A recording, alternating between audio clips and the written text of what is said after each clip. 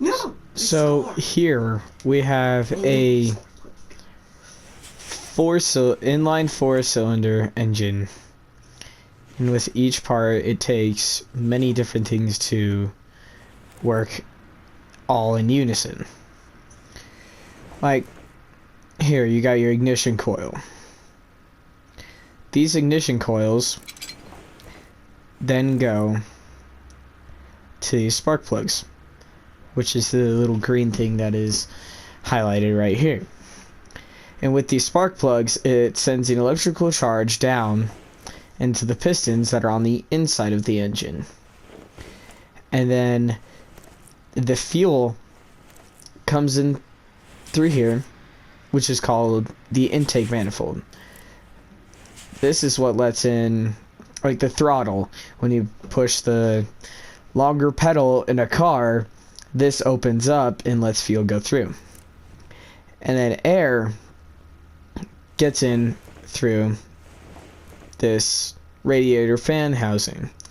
And that air then goes into the little chamber that is put there by the pistons and many other things. Like with the gas in the air going into the little chamber, the piston ends up going and hitting this this spark plug, and with a strong electrical charge that is being sent to the spark plug, it creates like a little explosion inside of the engine, which fires the pistons straight right back down. And then that force turns this thing right here, the crankshaft. This thing, like where this bolt is, it is connected to the pistons, which are inside the engine block, and then to this pulley system. This pulley system then goes to the alternator, and the alternator creates electrical charge, which sends it back to the battery. But the crankshaft pulley is also connected up to the water pump. That's what cools the engine, and then to the belt tensioner. That is what keeps the belt tight from everything else in keeping the engine running in good condition. And this is the power steering pump that then gives you the ability to steer your car with ease instead of forcing the steering wheel hard.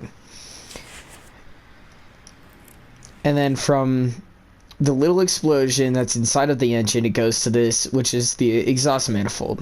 And then the exhaust manifold runs down pipes into like a turbo, which this car has. And this turbo, it really has nothing to do with the engine of what we're talking about now, but it's a fun fact because the turbo actually takes the hot air, goes into a turbine, which spins a little like fan inside of it, sucking in cold air and then pushing it right back into the engine to make the cold air ignite better and to keep the engine cooler. And the exhaust then goes to the back of the car. And these camshafts are what helps the timing of the car, because each piston fires in unison. So it would be like this piston, which is right under this spark plug, then it would be this piston, then this one, and then this one, and then that keeps firing over and over and over again. And then the more gas you put into the car, the more air that is sucked in, the hotter the engine will run, and the faster the car will go. And this all relies on the battery. This battery is what controls everything, and it has very high voltage. And so much voltage is that if a spark plug wire touches a fuel pump, it'll catch the fire. Sorry, it'll catch the engine on fire, and I'm speaking from experience, unfortunately. And then this is the fuel filter, or like the fuel pump, basically. And that's actually what caught on fire, and I have to replace. But anyways, this makes sure like when you're filling up your gas tank and you like move, a leaf could fall into the gas tank, and this is what stops it from basically blowing up your engine. And then this right here, this is your gearbox. And what's weird about this car is because it's called an inline 4 because it's a front wheel drive car, and front wheel drive cars, they have all the power going right to the front wheels and no power to the back. The back are just spinning in unison by themselves, sorry, without any input making them spin faster. And this gearbox seems to be an automatic. And the difference between an automatic and a manual is that an automatic, you don't have to put any input in besides pressing the gas or pressing the brake. And the car shifts different gears, and it is at such perfect timing through the CPU that there is no mistakes whatsoever. But then with a manual transmission or gearbox, you have to, there's usually three pedals in a car, and the far left one is the clutch. That's what goes to the transmission, pushes up the transmission flywheel, and allows you to change the gear with the stick that's usually on your right. But that's a little too in-depth. And this engine block is usually made out of titanium or like something very strong, and is made out of metal. But this is more of a modern engine.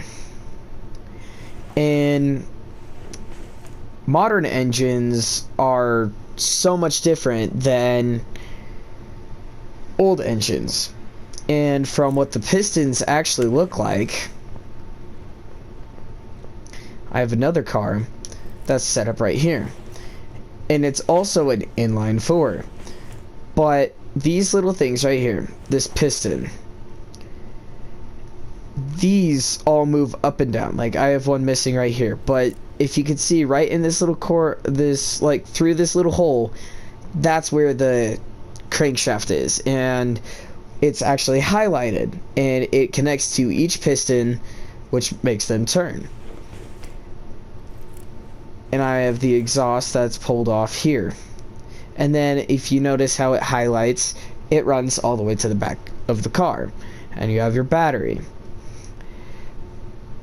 But basically, this all works in such unison at the same exact time to run the car as like at the best performance as possible. And it takes it took many years to figure out how to do this, and then over time it's developing to where nowadays we have the Teslas, which don't need any input and don't use gas or oil. They all run through electricity with motors in each wheel. But this car is probably like a 2013 Volkswagen, maybe a Volkswagen Golf. But with each car, it's many different like setups. Like you have cars that have a V8 and different stuff like that. But with these cars, which is actually the most common, it saves more fuel because it's not sending power to the back wheels, which take more fuel, more horsepower, more input, and more torque to be able to like make the car go. It actually is able to just send it to the front wheels. And like in snow, like here in Meeker, people say a front wheel drive car is probably best, because if your back end slips out on ice or snow, you'll be able to still continue driving and not have to worry about spinning out. But with a rear wheel drive car, the back end will slip out and you may or may not spin a couple of times and you could crash, but for me it's kind of fun because you could do donuts. But with everything else in the engine, there's many different parts. Like right here is the front drive shaft, and then the front drive shaft connects into the gearbox, then to the front drive axle, which actually turns, which is how your suspension makes the tires go up and down, and like your wheels go up and down, and then it connects to the brakes, and then this is your steering sway bar, so you're able to steer, and then the front shock absorber. That means you don't feel every tiny rock on the road. And then you have your oil filter. The oil that runs throughout the engine makes sure that each part flows smoothly without any friction causing it to heat up and then break. Like,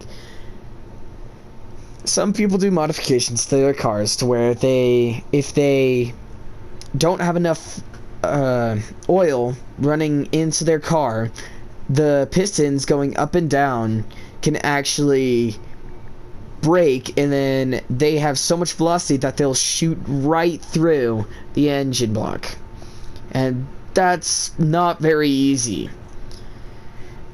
And with the oil, you have to change it every maybe 20 I don't know, but it's a certain amount of miles, and all the oil sits right here, which is called the oil pan. And many people go to pay for oil changes and different things like that, but I usually do my own.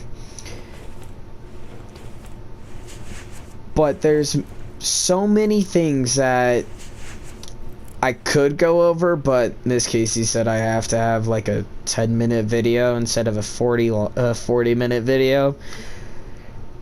So I'm gonna just go through it quicker. And then the timing belt right here, that's what makes sure everything is working right in unison, and making sure that everything doesn't break, basically.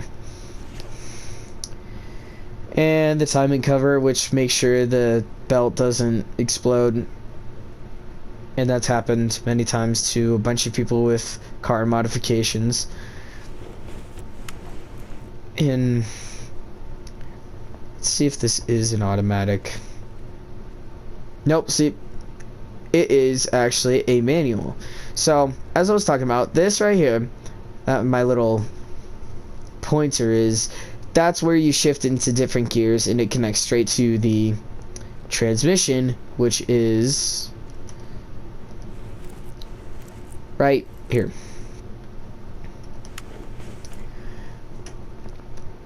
Like, see, if you can tell, that long pedal right there is the gas, then the brake, then the clutch. And the clutch you press in to shift, and heel toe is basically how you downshift.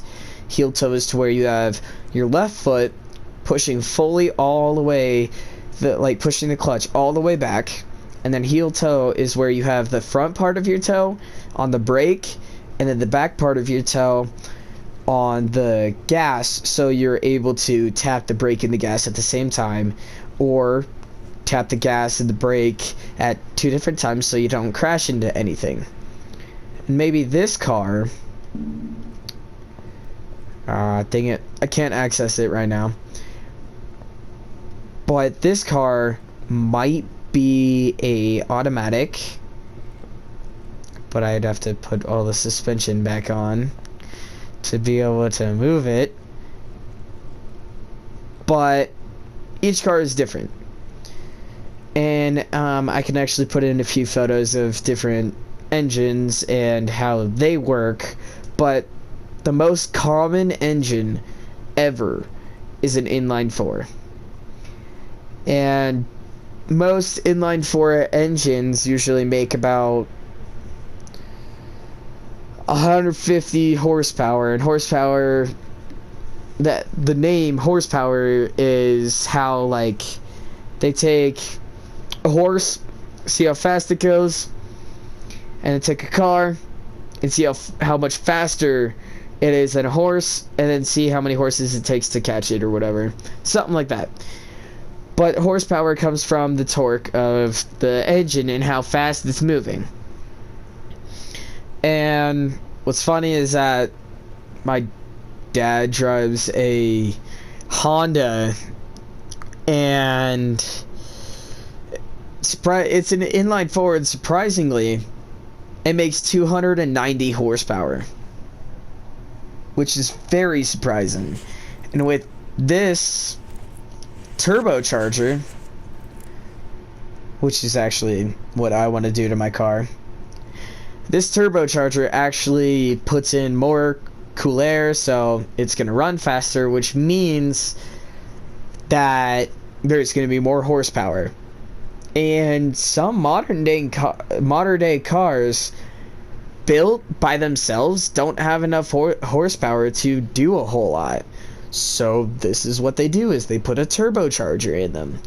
And a turbocharger is actually less common than it was back in like 2005. And many cars now, if they're tuned to where you don't hear the turbo flutter, but the turbo flutter is probably the best sound in the entire world. But to wrap it up, these different cars have many different combinations, CPUs, different stuff that goes into making them work. But back in 1856, around when the first commercially successful engine was made, it was a manual transmission. So you had to put it into shift by yourself without any help. And with engines back then, it wasn't so precise that different things would end up not working. But different parts make each thing work. And really, that's it for basic knowledge of engines. You just have to be able to, well, with engines back then, it was actually a lot easier to work on, because like you could give it a couple of whacks with a wrench and it'll work. But now, if one thing goes wrong, the car will actually end up having a light show up on the dashboard. And sometimes it's the dumbest thing, but there's many different precautions that you have to go into to figure out how to make it work and keep the car running great. And actually, in this game, which is called Car Mechanic Simulator, you could do different things like take off different parts and replace different parts. Like this is the exhaust manifold that, without the cover, basically keeping it from elements that could catch on fire, because this gets very, very hot. And there's different exhausts that are meant for different things. But this is where the hot air comes out of. And then right back here is where you get your cold air slash fuel. Wait, actually, no, that's where you get your cold air into, and then right here is where you get your fuel. Like if you notice these little holes right here,